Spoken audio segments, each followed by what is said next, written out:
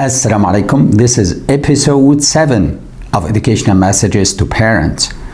In the previous 2 episodes, we talked about 2 concepts in addressing student behavior: procedures and rules. At school, setting procedures for students means giving them the right and acceptable way of doing everything at school. Setting procedures, on the other hand, means explaining poor behaviors we don't want so that students avoid them and giving negative consequences of those behaviors where displayed. Today, we will talk about how to apply the concept of rules at home. That is important because when it comes to children, school and home are like a married couple raising a child. When both places have a consistent way of raising the child, they are likely to be better than when these 2 places have different, or even worse, contradictory philosophies. Let's first have an understanding. Humans will always make mistakes, and children are no exception. Behaving well at school or at home is not a static achievement adults, teachers, or parents reach. Rather, it's a dynamic process that children will always go through.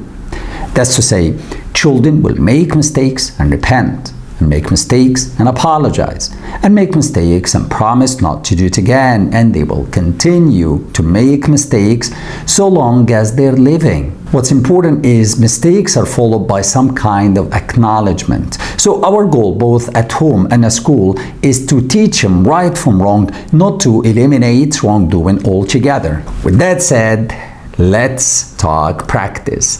Let's start with the rules. Let's go to a football page and learn how to set rules. All right, let's start with the rules. So let me give you an example from a game that we all know. Football.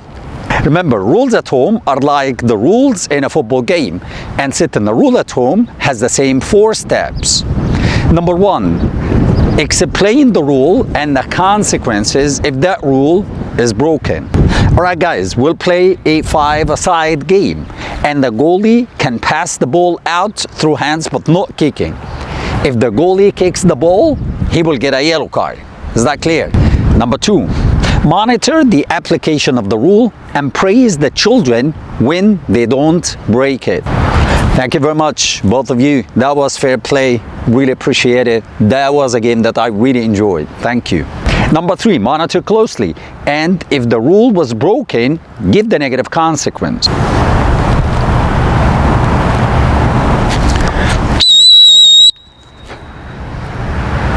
And the last tip is be consistent.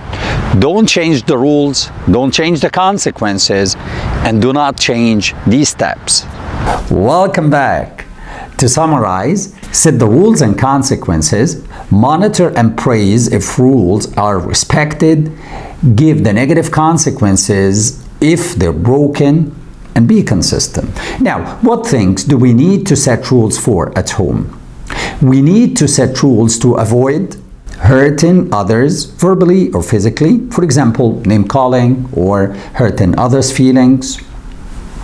Hurting or potentially hurting oneself. For example, jumping on the furniture or playing with matchboxes or electric sockets or staying up late at night.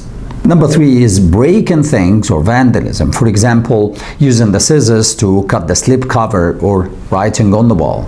All right, and what are some negative consequences? These are just examples. Small mistakes take minor consequences, and big mistakes take more serious consequences. So first time, you can give a warning. Second time, give timeout. Third time, ground the child. Fourth time, ground the child and take away all or some of the entertainment means. And of course, talking about and apologizing for the mistake are standard immediately after the negative consequence, but only for one time. We don't want to keep reminding the children of their mistakes or abuse them. And what are some positive consequences at home when the child follows rules? You can give them their pocket money with a bonus that week. You can give them extra screen time. You can take them out to their favorite place, and always The best reward is a heartfelt praise. You can say, I've been observing you for the past week and I noticed that the walls in your room were not stained again.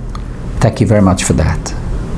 You can praise them in front of their siblings and other people too.